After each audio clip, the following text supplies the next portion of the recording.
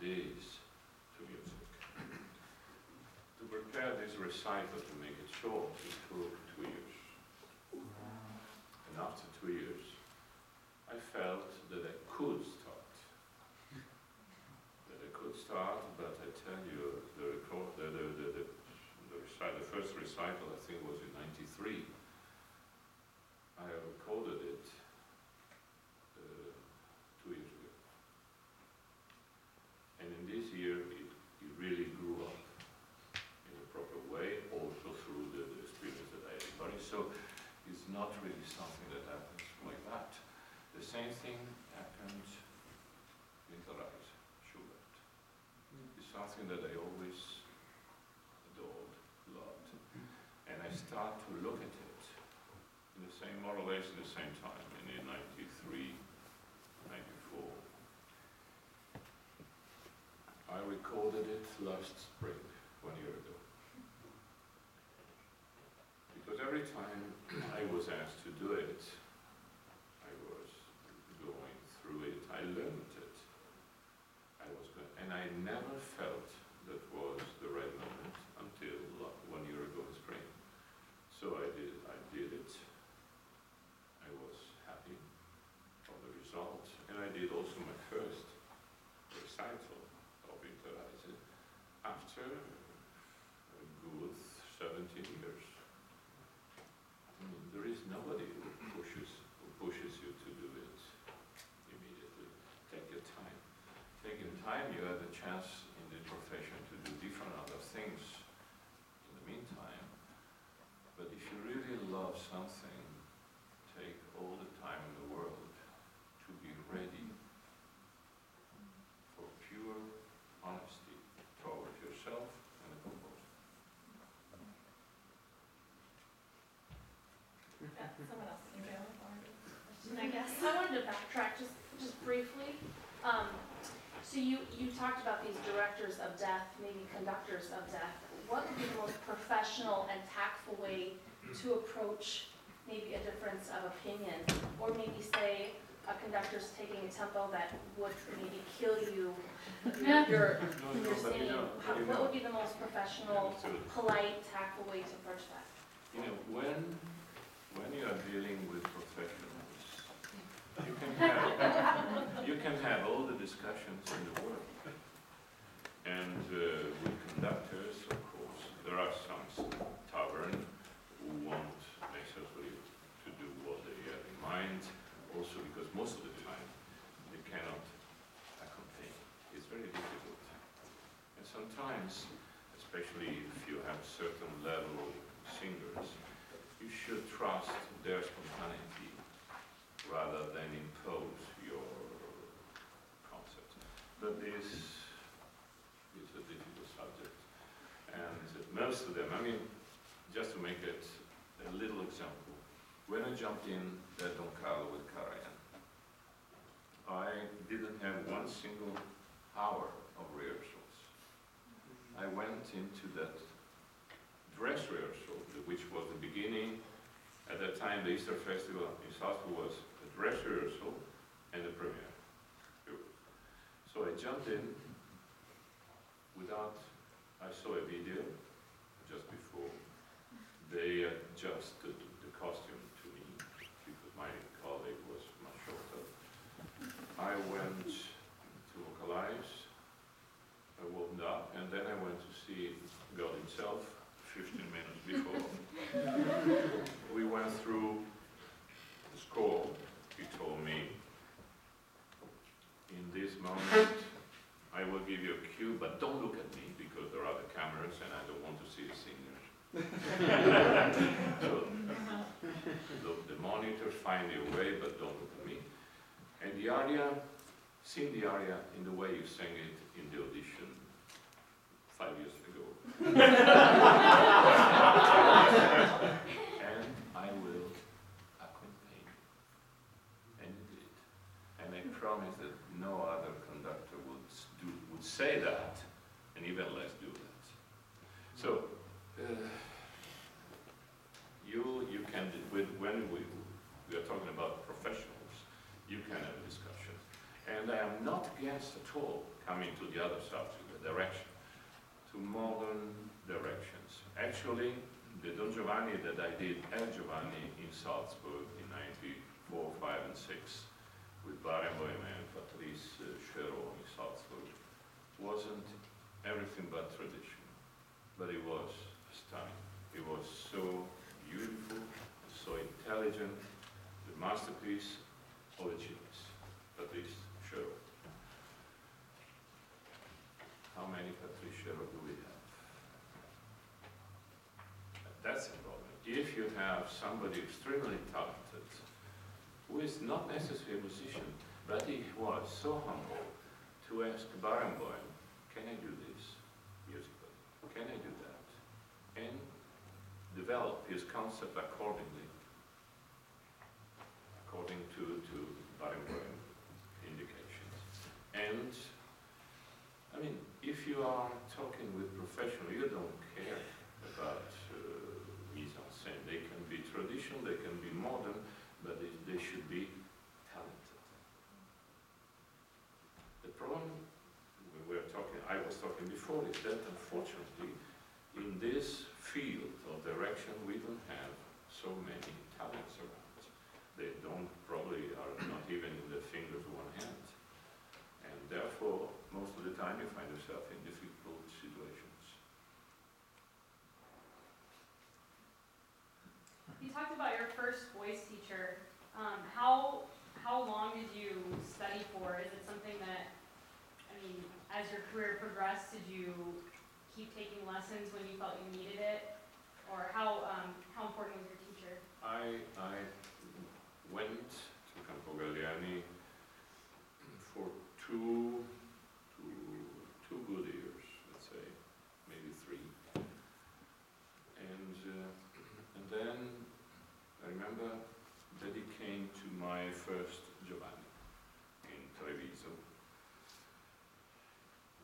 He was there, he loved it, and he told me something that I treasured very much, because he said, you did it beautifully, you did it in the right way.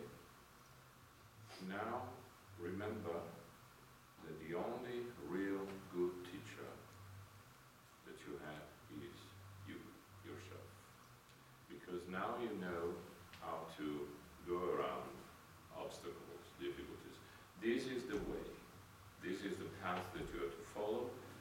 From now on, the one who can really decide where to go and how to go, it's you.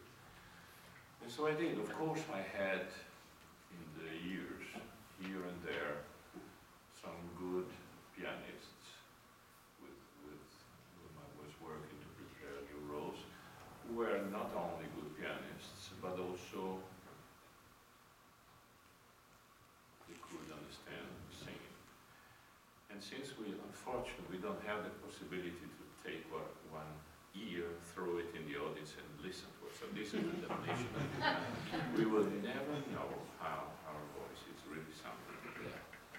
Then you need somebody that you trust, who will tell you, well, this could be better, this is wonderful, this adjust. But basically, after a certain moment, you are the only good teacher of yourself.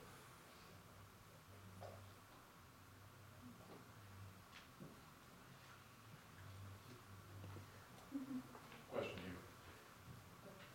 here. In truth, my mind still can't comprehend that you're sitting here sharing these hours with us. Thank you so much. It's an interesting reality we're living right now. You had mentioned Cesare Siepi and recently in a statement you made, saying that he was someone that young and aspiring singers ought to model. Yeah. And I was just curious what qualities you, I mean, I'm sure there are many, but which qualities in particular you found to be noble and timeless and worthwhile to model at?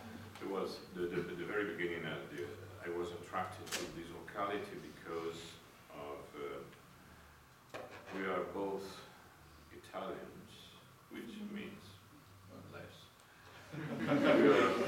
we are both Mediterraneans,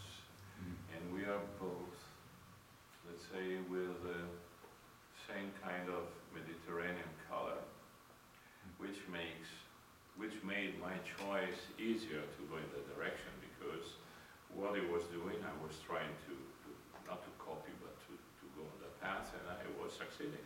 So it was the model that at the very beginning I really wanted to follow.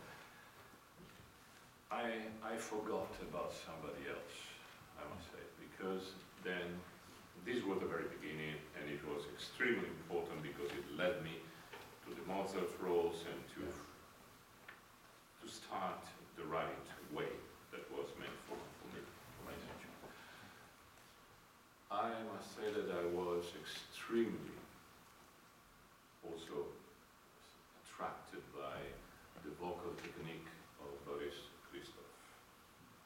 Boris Christoph, whom I had the privilege to work with, because my very second opera, important opera, say, the first was this Colline, and the second I was hired to sing the first three performances of Don Carlos as the monk in Italy, and Boris Christoph was King. And he was very sweet and very charming, and I was, of course, looking for the first time in my life to a singing actor, because he wasn't only a great singer, he was also a sensational actor. And I was just drinking every rehearsal, whatever he was doing, whatever he was, and he was a very important inspiration. Then also another great Italian bass who didn't make the same career of Siepi or Christoph, but he was a great singer, was Bonaldo Gioiotti. Bonaldo Gioiotti was a sensational vocalist, and Bonaldo gave me some advices when I was already in the profession, I was already at the Met, which really changed my life in vocally in one afternoon. Because it was 1983, I was in New York singing Alvise, Badoero in Gioconda, which is a disgusting role. that they give only to young singers because nobody after that wants to do it. I did it here in 1979. Wow. I was a baby, and I had to be older, nastier, mean, and I was doing that in the same season, no, a few years after, in '83, New York. And to be, I thought that to be believable, I had to do all this very good. My natural vocality is something darker, nastier, older. The result was poor. I was rehearsing, and Gioiotti came and said, "Listen, can I tell you something?" Of course I was. So listen, you're doing this and this and this for these reasons, and the result is not good because you inside, you have the feeling to have a big voice, but the big voice doesn't run out, doesn't project itself, and the Metropolitan is a big house. So he told me, your chord is the chord of the bass, there is no doubt, but you should put the resonance of your voice here, in these cavities that you have here. To do so, you should just go home today, and while you're watching TV, while you're walking, you just hum this mute vocalize, even if I sit like that, you know? And you, gradually, the voice will position itself there. Okay. And then, when you will have finally the feeling that what you are projecting is the sound, not of a big smashing bass, but of a light baritone, you are in the right direction. Because your chord, which is naturally bass chord, will give the color, will give all the...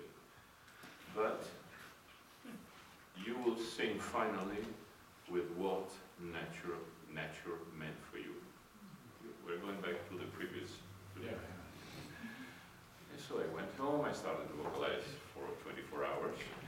And the morning after, I understood it.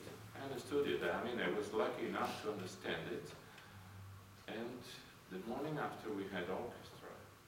And I was singing a piece in that way. And everybody, I swear, everybody was coming. What happened to you? What happened? The bush is like playing, is going on.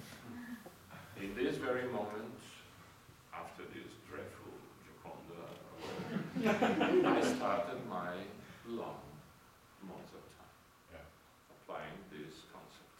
So let's do not forget about Bonanno Zagiotti, because it was probably even more important than Caesar. And then growing up as a professional, I loved even more Christoph when I started to go into the Russian repertoire. And since I was preparing the Rachmaninoff and Mussorgsky, there is the entire collection of Mussorgsky leaders